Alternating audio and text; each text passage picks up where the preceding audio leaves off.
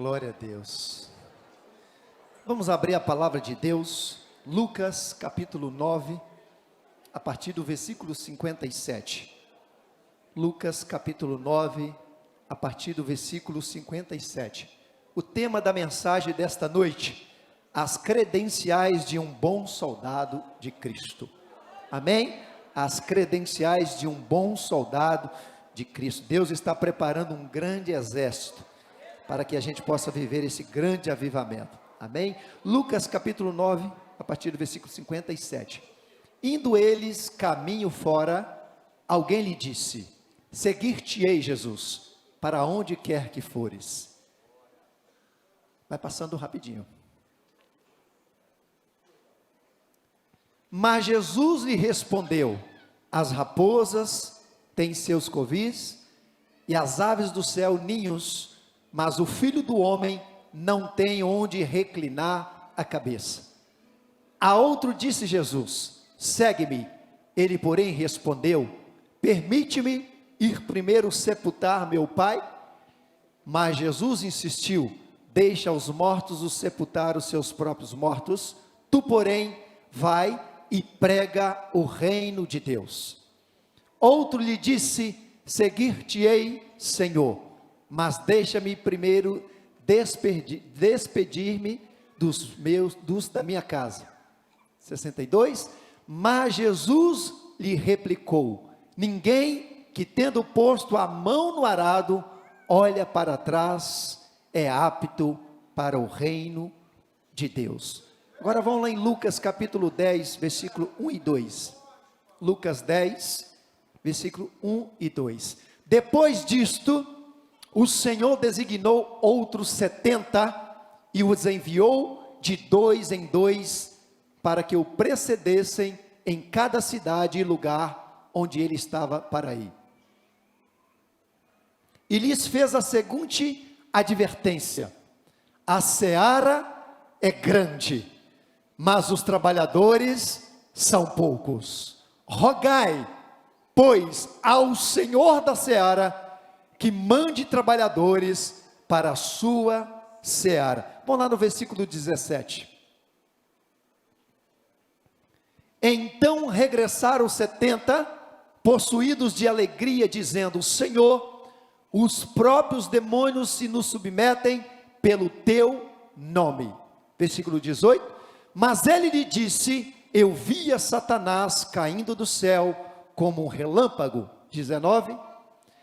Eis aí vos dei autoridade para pisar de serpentes e escorpiões e sobre todo o poder do inimigo, e nada absolutamente vos causará dano. Versículo 20. Não obstante, alegrai-vos não porque os espíritos se vos submetem, e sim porque o vosso nome está escrito nos céus. Você pode aplaudir e glorificar a palavra do Senhor?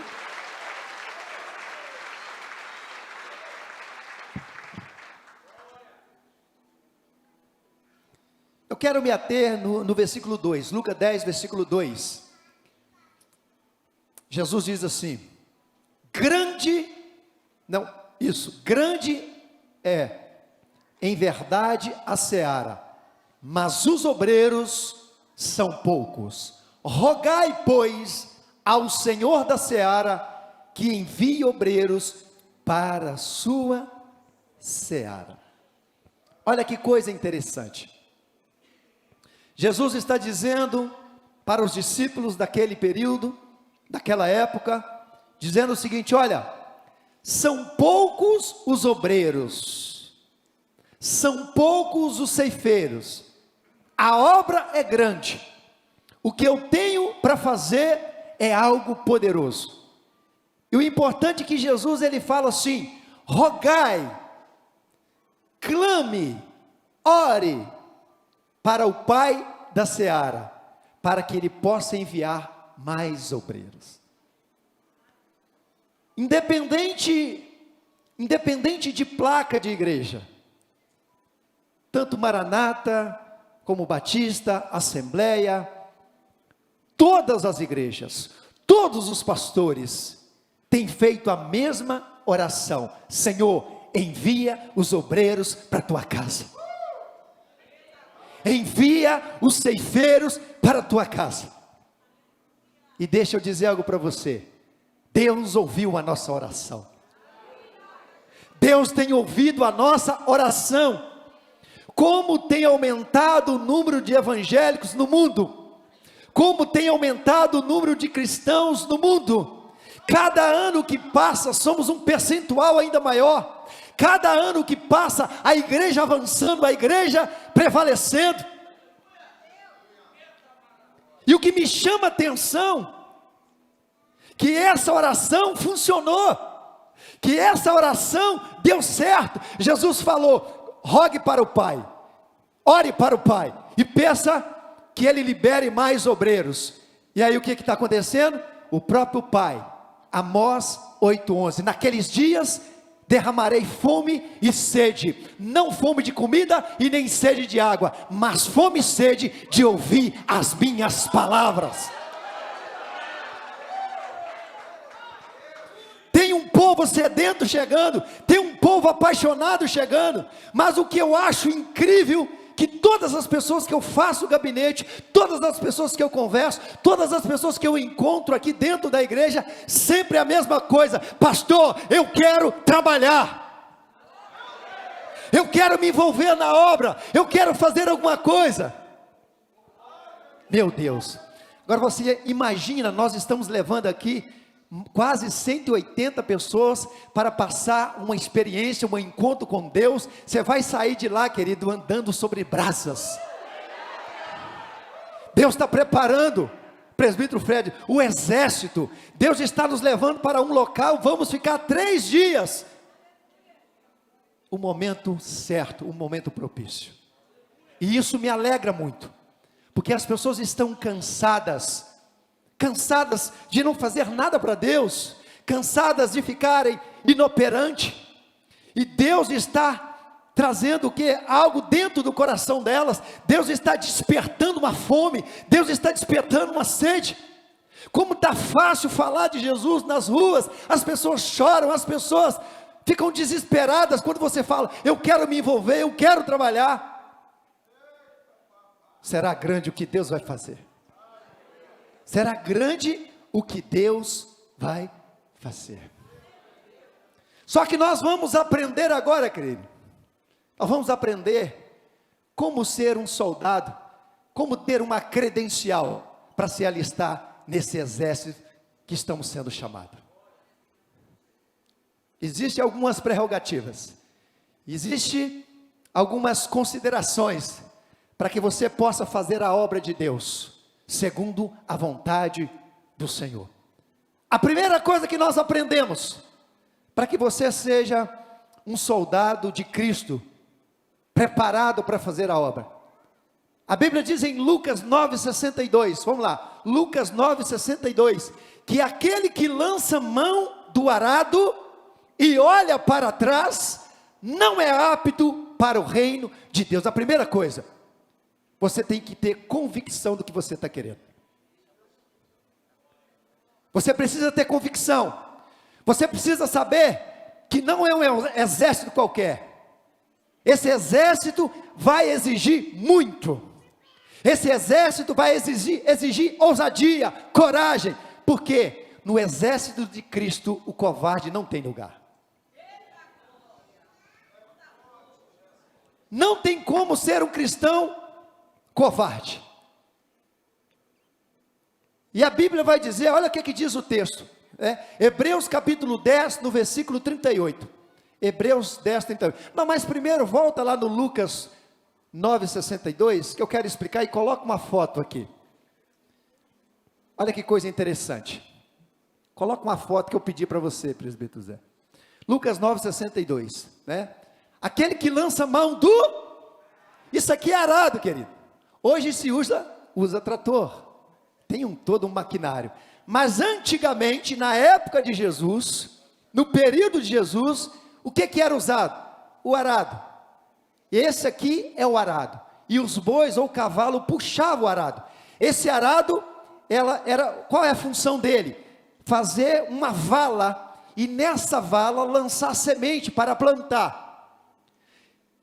E o interessante é que se você, por exemplo, ali tem 2 lugares para você segurar com a mão. Você segura e você dá uma direção. Os cavalos e os bois vão te obedecer. E naquela linha que você traçou, porque você vai fazer outra vala paralela. Então essa vala aqui, querido, você tem que fixar os olhos nela. Porque se você virar assim, você perde. Você perde a direção. Aí Jesus está dizendo: aquele que lançar a mão do arado e olhar para trás, não é apto para o reino de Deus. O que é que eu entendo? Jesus, o reino de Deus, não trabalha com aqueles que retrocedem, com aqueles que olham para trás. Não, o reino de Deus é para frente, querido. O reino de Deus é avançar, não é recuar. Não é recuar. O reino de Deus é avançar. A Bíblia vai dizer, Hebreus 10, 38, o justo viverá da fé, mas aquele que recua, Deus não tem prazer nele. Isso é muito forte. O que é Deus não ter prazer em alguém? É Deus não ter alegria em alguém. E se Deus não tem alegria em alguém, você não se encaixa em Neemias 8:10, que a alegria do Senhor é a nossa força. Não é você estar alegre com Deus, é Deus estar alegre com você. Então se você recua, a Bíblia está dizendo que Ele não tem prazer em você. Começa uma obra e não finaliza, começa um ministério e não finaliza. Recebe uma ordenança, recebe uma obra para fazer, não vai até o final. O primeiro obstáculo, recua, volta para trás. Deus está falando, eu não tenho prazer em você. Eu não tenho alegria em você. E se Ele não tem alegria, Neemias 8:10, a alegria do Senhor é a nossa força. A nossa força só virá de Deus, se Ele estiver alegre com a gente. E o que é estar alegre? O que é a alegria de Deus? É um filho obediente, um filho aliançado, um filho que não olha para trás, um filho que é ousado, é um filho que se encaixa em 2 Timóteo, capítulo 1, versículo 7. Deus não chamou os medrosos, nem os covardes, Deus chamou os ousados. É o que diz o texto, porque Ele não nos deu um espírito de temor, mas de fortaleza, de amor e de moderação. Então Deus não é aliançado com o medo, querido. O medo não faz parte do reino de Deus. Não faz parte. Deus não trabalha com medrosos. É terrível você lidar com uma pessoa medrosa. Por isso que Deus deixou bem claro na sua palavra, 365 vezes Deus fala, não temas. Significa que você acordar amanhã, Deus está falando, não temas, eu sou contigo, não te assombres, pois eu sou o Senhor teu Deus, eu te ajudo e te fortaleço com a minha destra fiel. Vai passar esse dia, amanhã você vai acordar de novo, e Deus vai dizer, não temas, eu sou contigo. Se Deus é contigo, quem poderá contra você? Já é suficiente. A Bíblia diz que agindo Ele, quem impedirá? Se Ele é por nós, quem será contra nós? Quer trabalhar na obra? Tem que ser ousado, tem que ser valente. Diga para ele assim, um bom soldado tem que estar convicto da sua decisão. Você está decidido? Você está disposto a trabalhar para o Senhor? Você está disposto a levar as calúnias, as pedradas? Você está disposto a falarem mal de você, te criticarem, não olhar para você? Está disposto? Isso é o reino de Deus, querido. Isso é o reino de Deus. Isso é a obra de Deus. Se está tudo bem com você, com o mundo, querido, você está aliançado com o mundo. Deus não tem prazer. Mas a gente vai na contramão do mundo. O mundo é o nosso inimigo. Somos adversário do mundo. Então se você chega numa roda e as pessoas continuam falando a mesma coisa, eles não vê testemunho em você, querido. Não vê que você é homem de Deus e mulher de Deus. Mas quando chega um homem de Deus, uma mulher de Deus, eles já gritam: ei, vamos parar, que chegou um homem de Deus aqui. O cara não compactua não, vamos parar o assunto. Então um bom soldado, eles têm que estar convicto da sua decisão, e saber que ele não pode retroceder de maneira alguma. Outra coisa importante, para a credencial de um bom soldado de Cristo, ele precisa se preparar. Não basta apenas ter a ousadia, tem que ter uma preparação. Como que você vai para uma guerra sem se preparar? Você pode ser um soldado valente, você pode realmente, não, eu quero, eu estou decidido, mas você agora precisa usar as armas corretas. Porque se você não usar as armas corretas, você vai ser vencido. Então precisa ter o quê? Uma preparação. Lucas capítulo 14, 28 a 30 fala disso, olha só. Lucas 14, 28 a 30. Pois qual de vós, querendo edificar uma torre, não se assenta primeiro a fazer as contas dos gastos, para ver se tem com que acabar? Para que não aconteça que depois de haver posto os alicerces, e não a podendo acabar, todos que a virem comecem a escarnecer dele, dizendo: este homem começou a edificar e não pôde o quê? Acabar. Isso significa, a Bíblia está dizendo o seguinte, querido: você quer fazer uma obra para Deus? Se prepara para fazer esta obra. O que a Bíblia está dizendo? Você tem fé, você é ousado? Não, eu tenho fé, sou ousado. Mas a fé e o planejamento caminham juntos. Tem que ter toda uma preparação. E não adianta você querer fazer a obra de qualquer jeito. Jeremias 48, 10 adverte severamente: maldito aquele que fizer a minha obra relaxadamente. Deus fala isso. Se não for para fazer com excelência, nem pegue para fazer. Esse é meu conselho. Se não for para você ser o melhor líder de célula, se não for para você ser o melhor diácono, o melhor presbítero, nem pegue a obra para fazer, nem aceite essa unção.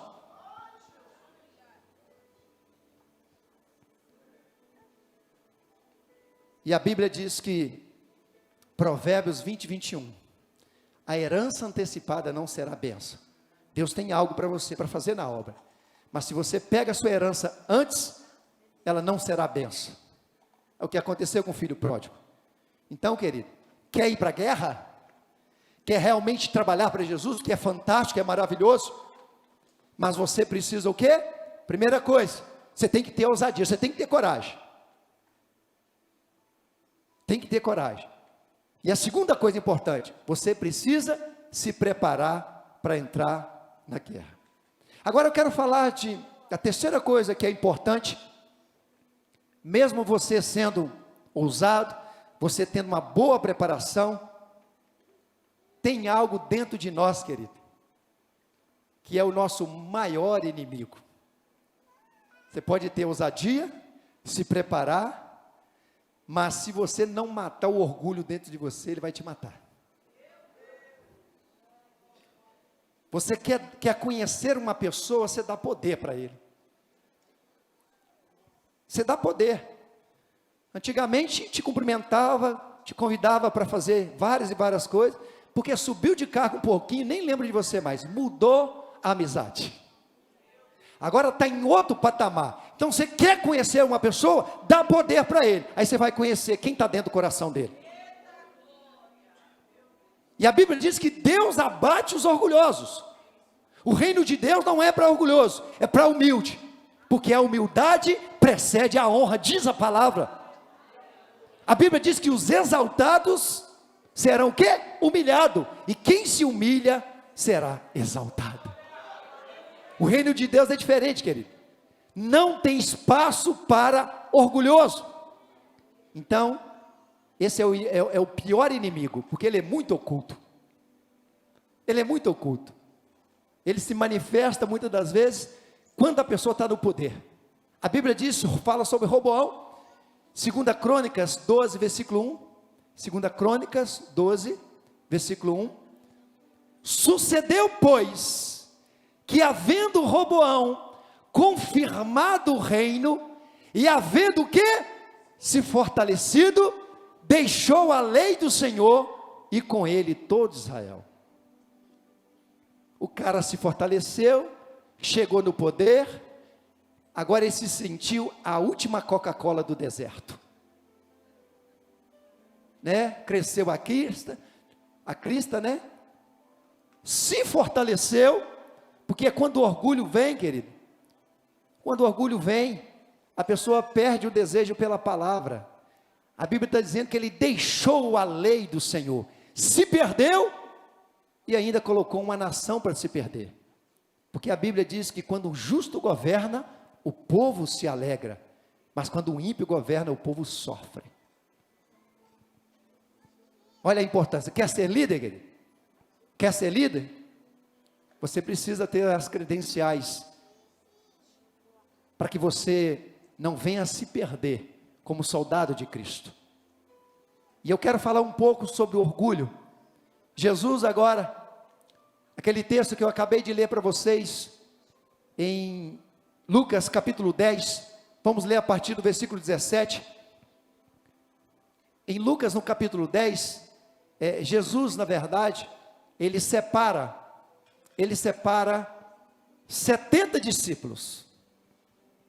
Olha, eu preciso preparar vocês, porque realmente está faltando obreiros, está faltando ceifeiros. E aí Jesus prepara esses 70 discípulos, e Jesus envia de 2 a 2. O texto diz assim, coloca lá no versículo 2, deixa eu ver, não.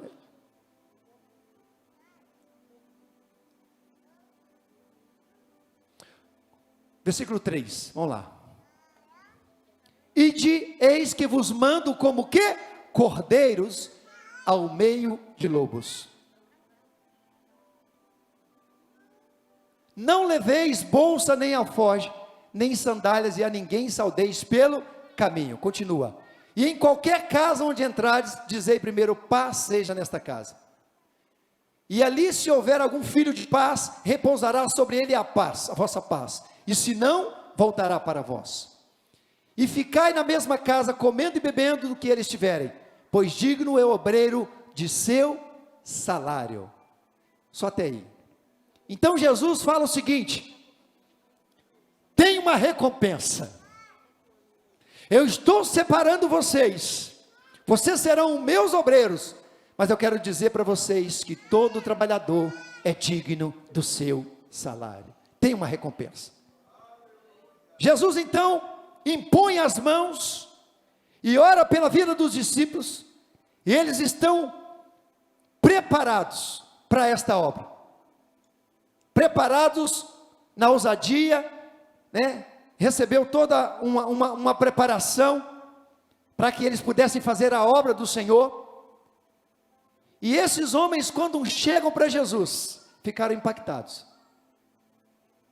E começaram a dizer para Jesus, no versículo 17, olha o que é que diz o texto, 10, 17. E voltaram os 70 com alegria, dizendo, Senhor, pelo teu nome, até os demônios se nos sujeitam.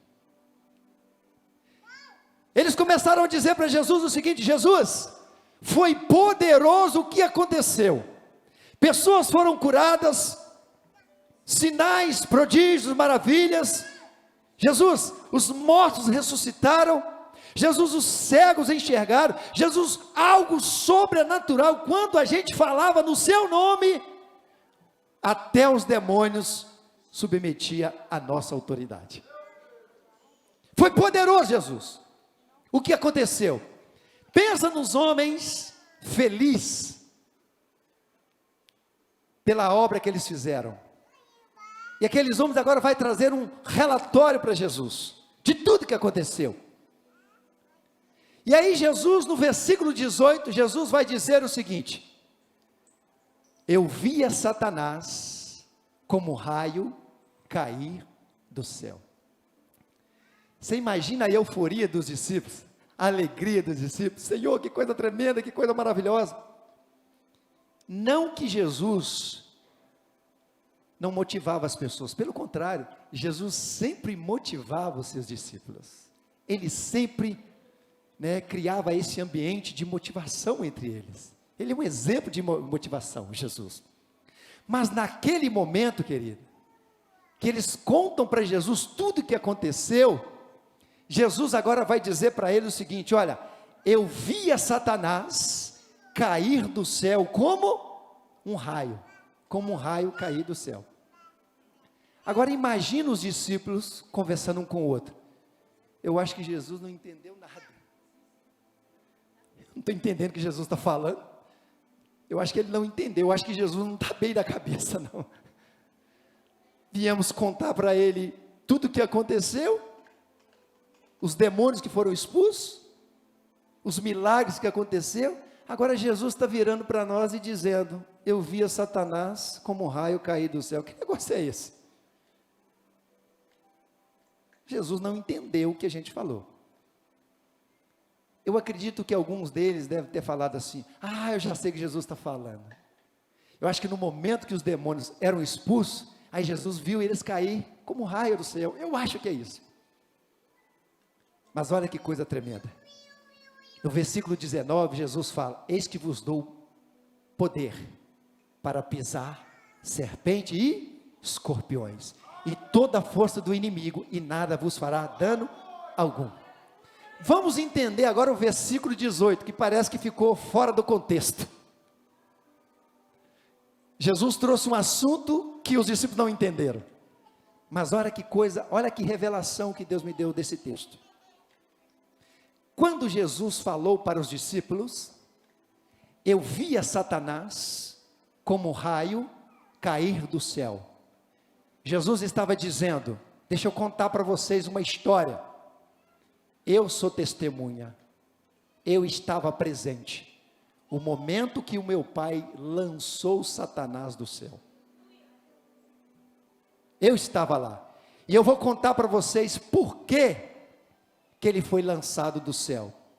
Aí a gente vai lá em Isaías 14, a partir do versículo 12. Como caíste do céu, ó estrela da manhã, filha da alva, como foste lançado por terra, tu que debilitavas as nações. E tu dizias no teu coração: eu subirei ao céu, e acima das estrelas de Deus, exaltarei o meu trono, e no monte da congregação, me assentarei da banda dos lados do norte. Subirei acima das mais altas nuvens, e serei semelhante ao Altíssimo. Olha o nível de orgulho desse cara. Ele chegou ao ponto de querer ser maior do que Deus. Ele queria tomar o lugar de Deus. O lugar de Deus. E aí, Jesus fala para os discípulos: eu via Satanás cair do céu como relâmpago. Sabe o que Jesus estava dizendo? É muito lindo o que vocês fizeram. Em meu nome vocês vão fazer isso, vocês vão expulsar demônios, vocês vão fazer maravilhas, mas deixa eu falar algo para vocês. Eu via Satanás cair do céu como relâmpago. O que eu quero dizer para vocês? Se vocês não souber administrar esse poder que está dentro de vocês, vai acontecer a mesma coisa que aconteceu com Lúcifer.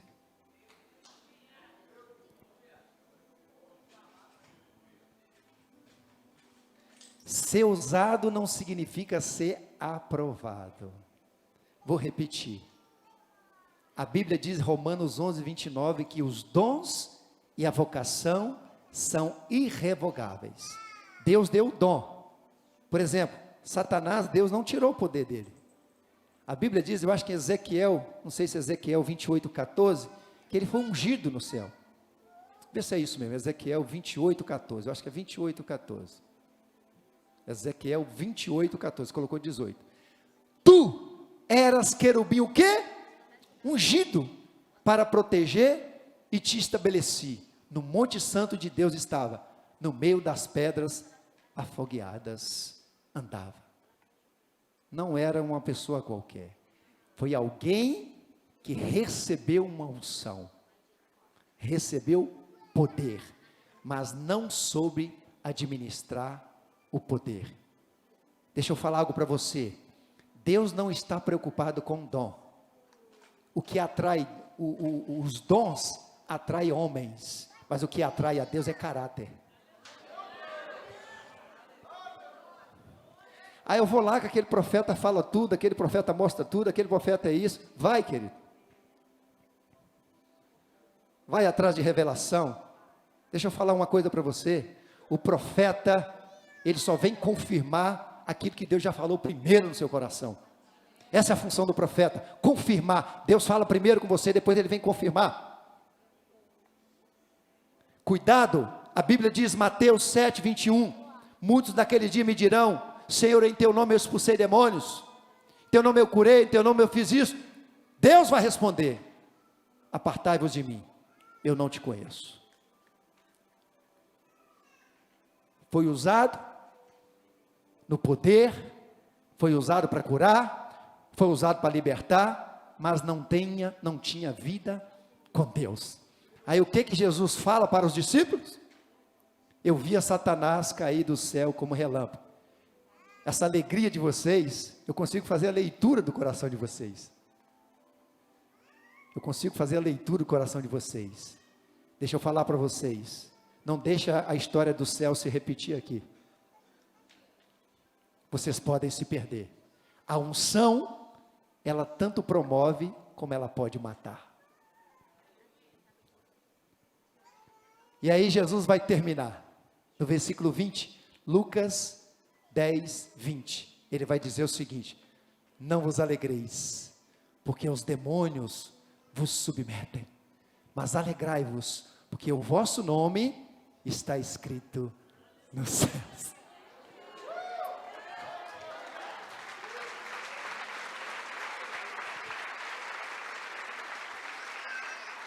O que Jesus está dizendo? Ser usado é bom, maravilhoso, é necessário. Foi eu que derramei em vocês e vou derramar, mas cuidado, a quem muito é dado, muito será cobrado. Em meu nome vocês vão fazer proezas, mas cuidado, para que vocês não deixem o orgulho entrar no coração de vocês. Diante de tudo isso, é melhor ter o nome escrito no céu do que ser usado e não saber administrar a unção que está sobre você. Mas é possível ser usado pelo Senhor e alegrar o coração do Senhor. Deixa eu falar para vocês, para concluir a mensagem. Nós estamos diante de um grande avivamento na terra. Deus está preparando, separando os soldados. Muitos de nós seremos usados de uma forma sobrenatural. Sobrenatural. Eu não tenho dúvida disso, tá? Mas o que Deus quer de você agora? Que você seja mais presente na obra dele. Que você invista mais tempo com Deus. Que você busque mais a capacitação para que você possa se tornar um grande soldado do Senhor, um grande soldado de Cristo. Existe um propósito para a sua vida, existe um propósito para a minha vida, e nós não podemos sair dessa terra sem cumprir o nosso propósito. Você veio para isso, nada mais além disso. Você veio cumprir uma obra, uma determinação que Deus já colocou dentro de você, e Deus não vai fazer com o outro, vai fazer com você. O outro tem o propósito dele, não queira fazer o propósito do outro. Então é muito importante você ter essa consciência, que você se alistou agora num grande exército, que vai fazer uma grande diferença nesses últimos dias.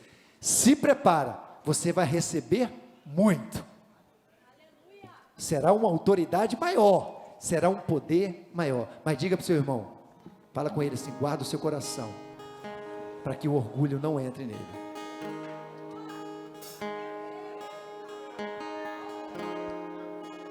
Diga assim, você vai até o final, você vai cumprir o propósito de Deus na sua vida.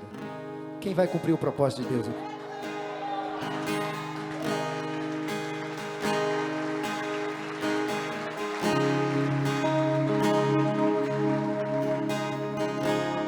Existe algo pior do que a morte, sabia?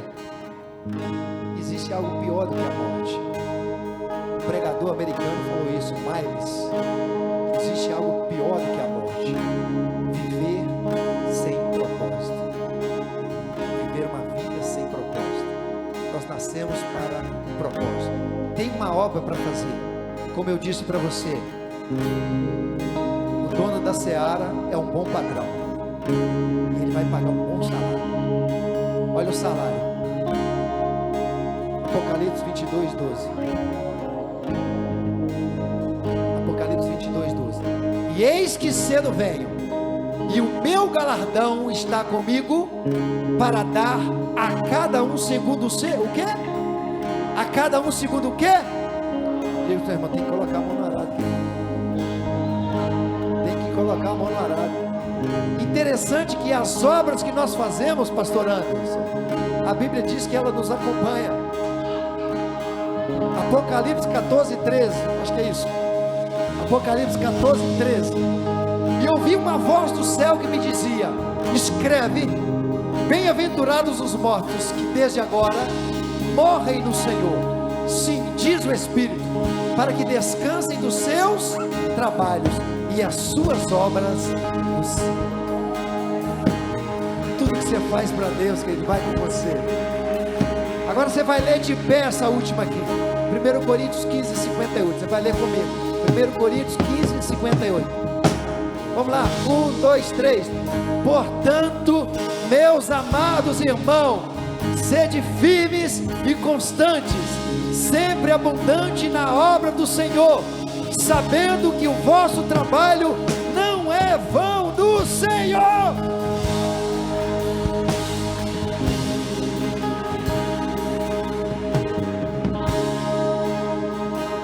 Galardão.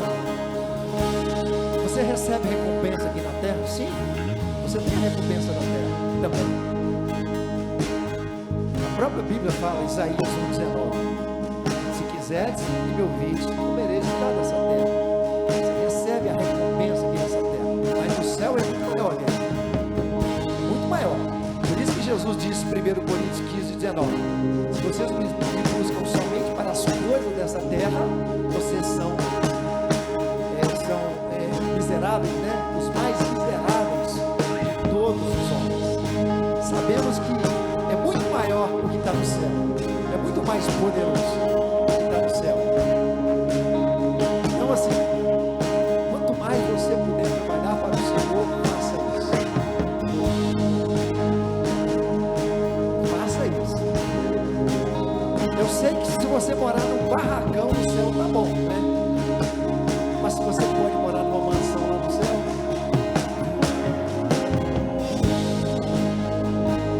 você pega, por exemplo, o ladrão da cruz, que o apóstolo Paulo não fez mais. O cara foi salvo no mesmo dia, não fez muita coisa. Então é justo o pastor Paulo ter um galardão maior.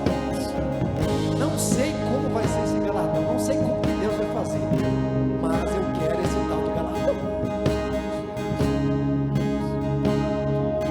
Fala, aldeia, que quando você converte um pecador, tem festa do céu. O que eu entendo isso?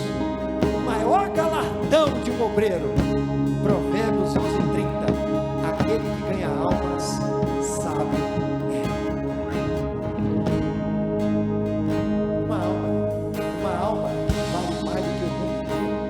Então tudo que você fizer, o propósito que Deus colocou nas suas mãos, Ele sempre tem que finalizar com almas, porque senão não tem sentido. Uma ministração de um culto desse, se a gente não fizer o apelo, não tem sentido. Então cadê os soldados de Cristo? Pastor, eu quero me tornar um soldado de Cristo hoje. Eu estava afastado, quero retornar ao meu propósito. Eu quero a presença. Você vem aqui na frente que eu quero orar por você. Eu quero fazer uma aliança com o Senhor hoje. Eu entendi esta palavra. Eu sei que o Senhor não leva em consideração o tempo da ignorância. Eu saí da presença, eu saí do propósito, eu saí da rota, mas hoje eu quero retornar para a minha rota, a rota do propósito. Sai do seu lugar. No início a gente chama, não é ninguém, né? Daqui a pouco parece que a gente está não. Por quê? A coisa mais importante é a sua salvação. É a sua salvação. Enquanto a gente louva, sai do seu lugar. Vem aqui fazer uma aliança com o Senhor. Vem aqui entregar a sua vida